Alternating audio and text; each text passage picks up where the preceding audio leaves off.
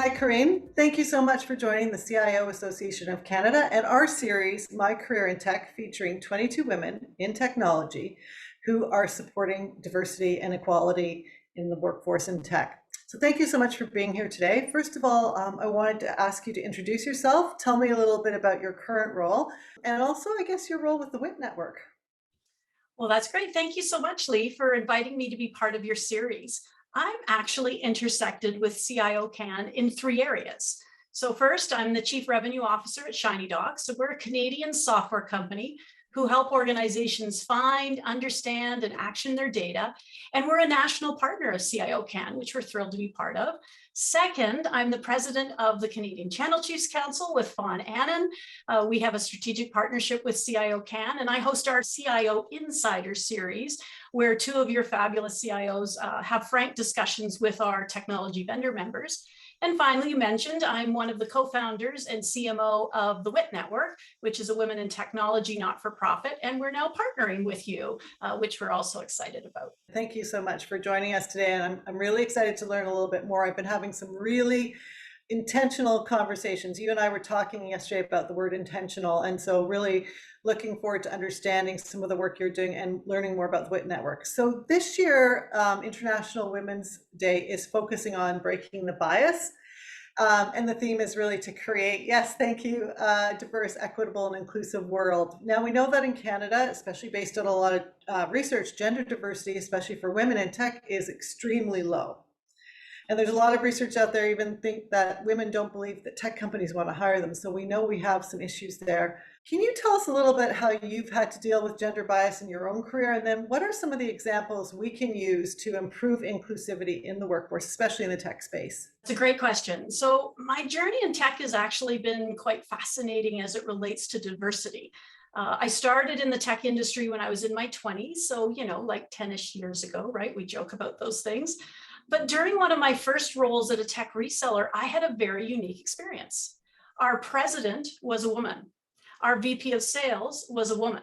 Our VP of marketing was a woman. Our VP of MIS, yes, remember that title before CIOs, was a woman. So back then I had no idea there was a gender issue in leadership roles because I was so fortunate to have these role models so early in my career. But yet once I left there, I realized that that wasn't the real world. It was like coming from the island of Themyscira. And for those of you, if you've watched the Wonder Woman movie or you know anything about comic superheroes, that's the island with all women warriors. And so it's really like I thought I was coming from there, because the real world is where men are in majority of the leadership roles in business, and they move up and stay there forever. And it's not the guy's fault. This is just a continued legacy of men starting out in the business world. And this is where we are with the after effects. And during my career, I was the only woman in the room, whether it's at my organization or in the customer partner meetings. But that never deterred me because it was just an is as I carried out to my career. But the world is really different today. And our conversations around diversity, inclusion, and equity, although they've been issues for years, are now making it to the company strategy. As research says, it's good for business. What we have to prove on, and you mentioned it already, is being intentional. Do you have a DEI strategy and plan within your organization? Do leaders believe in D&I? I mean, truly believe, not a PR strategy for hiring. Is it embedded in your culture? Who are your next management and leadership hires? Will they be made with intention that could be based on gender, ethnicity, or intersectionality of those? And again, with my early story, I had female role models that I aspired to be like. I liked their unique leadership style. It gave me the confidence to say, I can be that someday. So if a woman in any of our listeners' organization looks up the ladder and sees a sea of men, she doesn't see opportunity. And this is why we see retention issues in organizations, especially at the 2-year mark after they join, or when they're on the precipice of that next career jump. They don't see that the opportunity is there for them, so they leave. Really interesting. And this is something we have to deal with in many organizations, and just look at how we can better incorporate policy and planning around diversity, but around how women are coming through their careers, there's some great research around that I shared with you a few months ago when I was doing my MBA about leadership and how women take this labyrinth approach and this idea of cracking the glass ceiling and going straight up. It doesn't happen that way, right? So how do we ensure those safety nets for women who are going this way, might have to get off the journey, come back in? What does that look like? How do you communicate with them? How do you as an organization do that and be intentional about it? So I really like your insights. Thank you very much. So the next big question for me is, tell me about the WIT network and the work that you do to ensure women in tech have access to training and networking to support their careers. Oh, great. Yeah. I got to a certain point in my career where I wasn't seeing the change. And so I co-founded the WIT network, which is all about WIT means women in tech, with a few other women. And we launched a global not-for-profit in September 2018 as a grassroots effort. We weren't sure how it would take off, but in the first month, we had 1,500 women sign up. And so our mission is to do three things, right? So one, how do we encourage more women and young girls to jump into the tech sector for any roles, not just technical roles, HR, sales, marketing, et cetera, and give them that safe landing spot so they feel supported and have a network of women to help them. So the WIT network does that. Two, for those of us that are already here in our careers, and whether or not, early in their career or fourth quarter of their career, how do we support them through that career journey? So you mentioned education, training, programs. And three, about 1 year into our mission, companies started to come to us as they were struggling with their DEI missions, or their women's employee resource groups were struggling with content and programs, as they're rarely given any budget and it's all volunteer work. Right. So now 70% of our membership is made up of corporate companies who are partnering with us to attract, retain, promote, empower, inspire, and support women in their organizations. And so we've got WIT webinars, mentoring circles, access to a Tribute Mentoring Act. We have training, skilling, workshops. We're just on the path to completing training for over 1,000 women in Azure and AI certification training by end of March. And we now have a wait list of 300 more who want to take this training over and above the scholarships that we offered. So leadership training and some exclusive programming for our large global corporate partners. That is amazing. And you were telling me about one individual who took the training, and then that opened up a job in the tech space for her just through going through the program and having the access to the training. So congratulations on that. And I know we've talked about our male allies also supporting, the WIT network and being a part of it so that they can ensure that their teams, their staff have access to this kind of support and training as well, which I think is so important too. Absolutely. So next question is an interesting one. We're all so busy. We're coming hopefully out of a post-COVID pandemic, but going through it has been hard for a lot of people. What are 3 actions that you take in your daily work or life to really break the bias and encourage a voice for women in tech?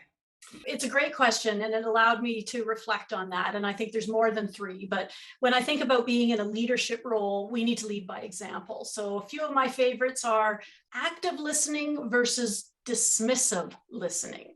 And we've heard all about active listening, but do we catch ourselves or others being dismissive because of an unconscious bias? She's too old, she's too young, she's not experienced enough, her ethnicity, and they make assumptions.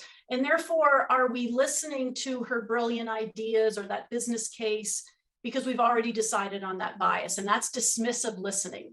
So I'm conscious of that with me, and I'm conscious of that with others. Are they dismissing someone's point of view? You mentioned men as allies, and my belief is that everyone can be and should be an ally. Once again, if you're being aware and intentional on being an ally, then you'll be a great ally, male or female, men or women. And so if someone is being spoken over, not listened to, treated without the respect she deserves, then as allies, it's our responsibility to speak up. And the role of the ally can help women's voices be heard, their ideas advanced. And by the way, that builds confidence. The third area, because you asked for 3, is mentoring. And I look to be mentored. It doesn't matter where you are in your career, what level you're at. There's a two-way street. So often when I get asked, or people in senior roles to mentor, this is where we need to take a yes and. Yes, I love to mentor, and I also love to be mentored. So it's really important, as far as breaking the bias, is making sure you're not just giving advice, you're listening to advice. And that's what will break the bias as well. Really love that. And I call it woman touring. I do that for a reason because it's really important to me to connect with other women who are journeying or going through the journey or where I'm at or in any phase of their career or their life, to just really be able to talk to them. And certainly through doing this series, I think I mentioned to you, it's just been so impactful for me. I mean, I'm getting goosebumps thinking about these interviews I've done and how much I've learned, just by listening to this advice and thinking of things in a different way or looking at a different perspective or hearing someone's perspective of their own journey. So this question is a little bit like the last one, but to wrap up the conversation, what are 3 tips that you could provide to women as they navigate their careers? Okay, I've got some good ones. Okay. Go where you're celebrated, not tolerated. So there was a woman who spoke at one of our Women's Day conferences, and this was part of her keynote presentation, and I found it so profound, I'm stealing it. So today's market, where everyone is looking to hire with diversity in mind, life is too short for women to work in a culture that's not inclusive or kind, or where they see career opportunities ahead of them. We can't do our best work in that environment. So go where you're celebrated, not tolerated. The second one is, if you don't ask, you'll never receive. So be bold. Ask for that gig that gets you experience that you need for your next career move, whether it's lateral, as you talked about, Lee, or above. Ask for that raise if you feel you're underpaid in comparison to your peers, and ask for that sponsor and mentor that you need. Find those sponsors early on in your career. Those are the people that are going to help you navigate. And by the way, it's early on as well as throughout your career, but they're going to help navigate and accelerate your opportunities. And those people will change throughout your career. So remember how I felt empowered by having role models of women in leadership positions early in my career. They were mentoring me, inspiring me without even knowing it. So who are the role models in your company for women who are starting out or mid-career? And finally, if I can add one more, is join the WIT network. Meet other like-minded women who are there to support women on their career journeys. And for those men who are listening today, sponsor women within your team to join the WIT network, and ask them, send out information on our International Women's Day conference on March 8th. A great way just to get involved and find out a little bit more, whether you're a member or not. Those are 3 amazing tips. Thank you so much. And we will definitely share the link to the WIT Network Conference for International Women's Day, and encourage everyone who's listening to this to join and support the organization and get the support right back. Thank you so much, Corinne. I really appreciate it. It was great talking to you today, and I look forward to working with you together with the association and the WIT Network to provide access to training and support for women in tech. Thank you so much, Lee. I enjoyed our time together today.